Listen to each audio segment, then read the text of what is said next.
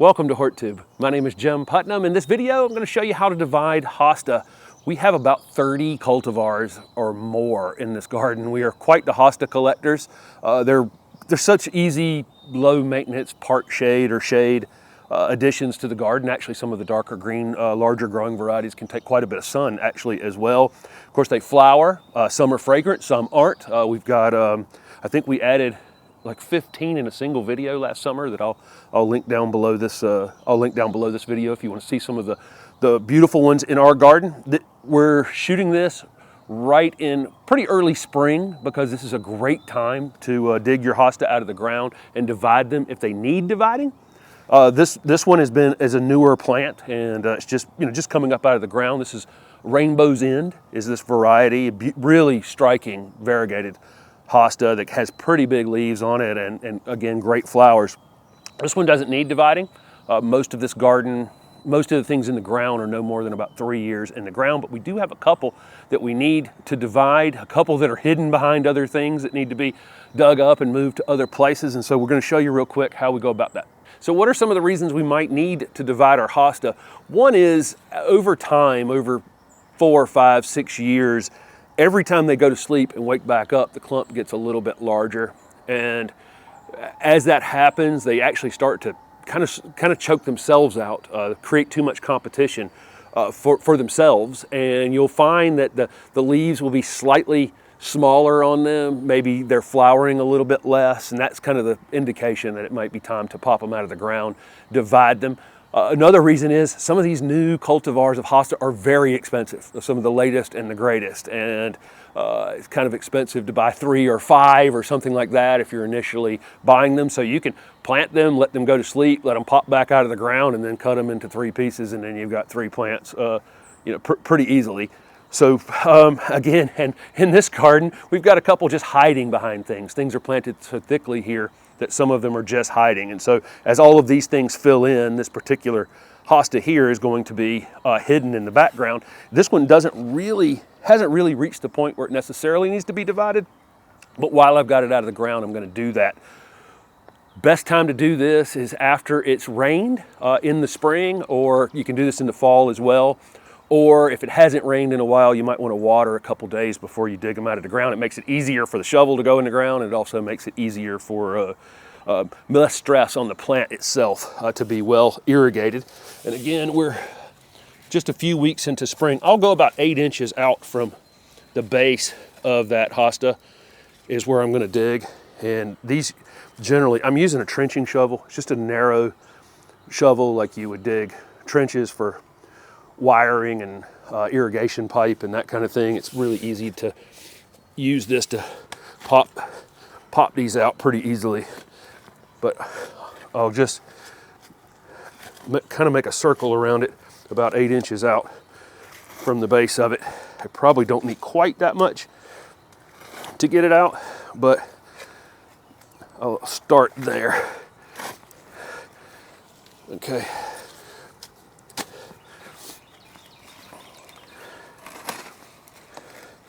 Again, I'm just going to circle it.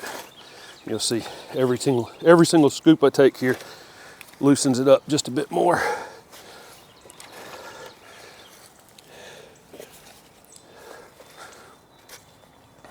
We got 6 or 7 inches of rain over a couple days, so it's quite wet out here. Okay, just need to find out what I'm missing here at this point. Okay. One more right there.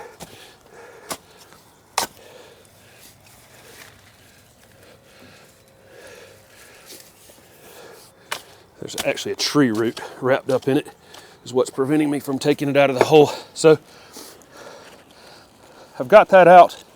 I'll knock some of this soil back off of it and just leave it right here in place. Just like that. Just lighten the load on it.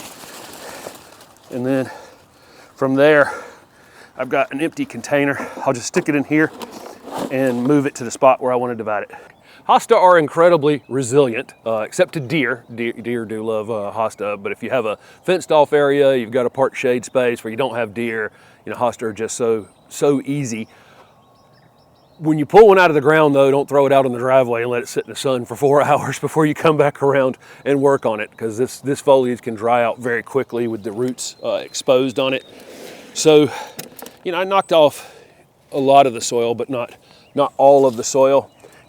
So for me, dividing hosta comes down to kind of what I'm going to do with them later. If I just want to make 3 plants out of this, you know, I'll just look for, you know, I've got 1, 2, 3, 4, 5, 6, 7, 8, 9 stalks coming up on this. So I'm probably going to put 3 in each of them if I'm just putting 3 back into the ground. If I was going, you know, I was in the nursery business for 20 some years, and this is a plant that I'd probably get pretty greedy with if I was container planting it. So I might go for 8 or 9 if I was dividing them to sell later. So I got a 1 gallon container filled with a potting mix, and I'm going to just take one. I'm going to take 1 piece off of this hosta. I've got 1 sticking out the side over here. I've got a trowel that has a blade on the side of it.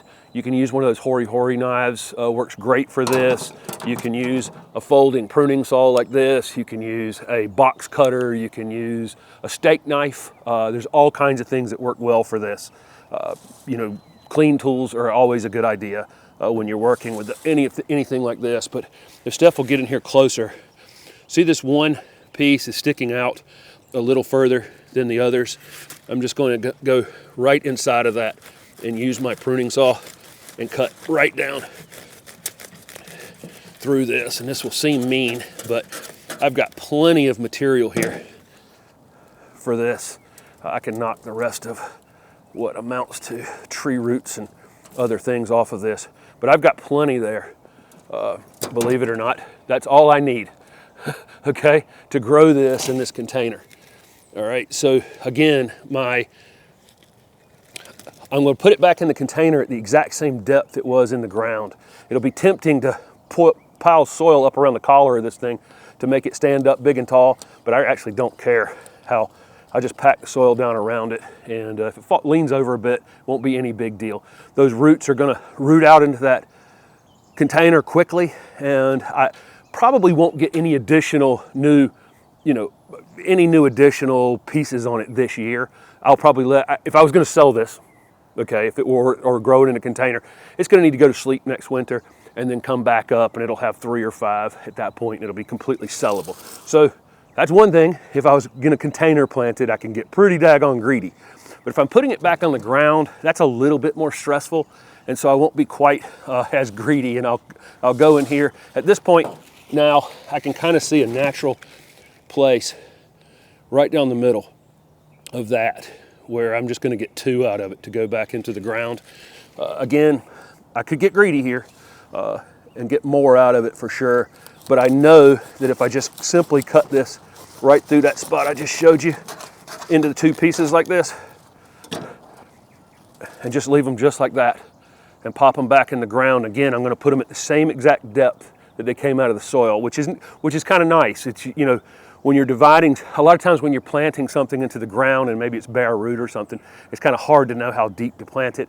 With these, it's wherever they came out of the ground. Whatever was exposed needs to stay exposed when you put it back in the ground. This variety is Ciboliana elegans, which gets gigantic. And this one probably needs to be divided more than some others. Honestly, it can get quite full and be very, very vigorous. Leaves, you know, this big, as opposed to some of the little dwarf ones we have out here in the garden with little ribbons, you know, of foliage and, you know, just diminutive with mouse. We have one called mouse ears that's this big, while this one is this big. So the size and shape is all over the place. I'm just going, if I didn't have this soil already prepared, we put on a compost layer here, and we have mulch here that's been breaking down for 3 years now. If I didn't have that, I would definitely be, I always have roots from the neighbor's maple over here to deal with. Luckily for us, these hosta will absolutely compete with the tree without any problem. So I'm just digging a small hole. Again, I don't want to go too deep with it. I don't want to bury anything that wasn't buried before. So just breaking this up and Most of this mulch is broken down enough now that I'm not worried about any of it getting mixed into the soil. I'm not going that deep anyway, and we're about to remulch. So I've dug a spot for it. I'm setting it in there. Again, the depth is perfect there, so I'm not going to be covering anything. Not going to be covering anything up, and I'll just hold it up here in place. And this is all, actually got it a little bit too deep. This is all pretty daggone easy. Tree roots everywhere out here though.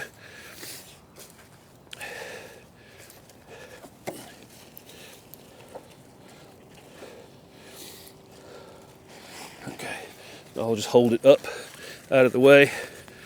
Press this down a bit, not over compacting the soil. And again, we're gonna mulch around this in a week or so. That's it. I mean, it's really simple to pop one of these out of the ground, cut it in half or cut it into 3, cut it into 5, whatever you can, and pop it back in the ground. I just need to water it well. Soil's already been fertilized out here for the season, so I'm not gonna do any more fertilizing. So I just showed you the textbook way to pull a hosta out of the ground, knock a little of the soil off, and decide where you're gonna cut it based on what you're going to do with it. Now I'm gonna show you the Jim Putnam technique for actually dividing hosta. We had lots of hosta planted at the nursery, and we would go out and rather than dig up the entire clump to make new ones, we would go out and just dig pieces of the clump directly out of the ground. And so when we're looking at this one, this is another large growing one that's popping up in the ground. It really doesn't need to be divided, but I'm showing you just for the video's sake. I'm just gonna come in here and cut this thing in half right in the ground and remove these pieces, just this one half of this plant, and leave the rest of it in the ground. So I'm never even gonna take it out. I'm just gonna come in here and just cut right down the center of it, just like that. Again, something that will seem very mean, that is not having any negative impact on this hosta whatsoever. But I just call this dividing in place. I don't have to replant any portion of it, and next year that other one will come up and be bigger. Again, I got a tree root slowing progress, but there you go. I'll take some of this soil, fill this hole back in, knock some of the soil back off of this to fill that hole, and I've got it right there. We'll go divide it. So that's my actual technique for dividing them. I just leave part of it in the ground and move on with life, just cut it. Won't have any negative impact on those ones that are coming out of the ground at all. And now they got a little more space to fill out and grow in. Again, when I'm coming back over here, I'm deciding on, what am I doing with it? If I was going to try to make 6 or 8 containers, I can do that. All I need is a very small piece of this root and a little bit of the lateral smaller roots, and that's plenty. In a container, in a controlled situation where you're controlling the water, you're just, you have a well-drained potting media. When you're putting them back in the ground, if you're using little teeny small chunks, they can be okay, but they're more susceptible to rotting. They're more susceptible to, issues that you would have in the soil with too much rain, not enough water, those kinds of things. It'd be very sensitive if it was a small little piece. So if I'm putting this back in the ground, I'm gonna go in here and find a spot to saw this where I'm gonna get, about 3 of these new pieces. If I'm gonna put it in a container, again, I'm just gonna go through here and just take this one piece off. And that's a perfect piece to put in a container. 1 year in a container, when it pops back up the next year, I can either divide them again or I could sell that thing for $10 probably without any problem. If I'm going to transfer it to the ground, I may just keep this 5 or 6 and I can have a pretty big display this year. The more I cut it down, the less I'm going to have, the less leaves I'm going to have this year. I'll just cut this into 2. Sometimes it's just kind of hard to figure out where, because they're so close together. But I'm going to come in here right between these 2 sections right here, and I'm going to leave 2 on one and 4 on the other, but the 2 that I'm leaving over here are quite vigorous. So there's a chunk, put them in the ground to the same depth, don't cover anything that wasn't covered. Easy peasy. I mean, hosta are great plants for this reason and many more. They're easy to divide, they're easy to share with friends, they're easy to grow. Again, deer love them.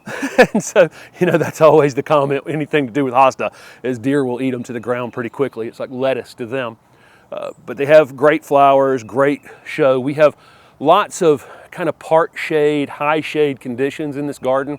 And these bright, showy gold leaves and white leaves and stripes and interesting textures that you get with hosta are really easy to garden with. You know, to have other shrubs with different textures, different flowers, different heights, different foliage colors, really easy to garden with them. And so that's why we probably have, again, over 30 cultivars in this garden. So please follow along with the channel, and you can see them later in the season after they've actually fully woken up. Because again, we're here in early spring, and this is the best time to be dividing your hosta. What is your favorite hosta variety? We have one called Striptease. I think that is Steph's favorite, and I really like that Rainbow's End over here. It's incredible variegation in both of those. Thanks for watching.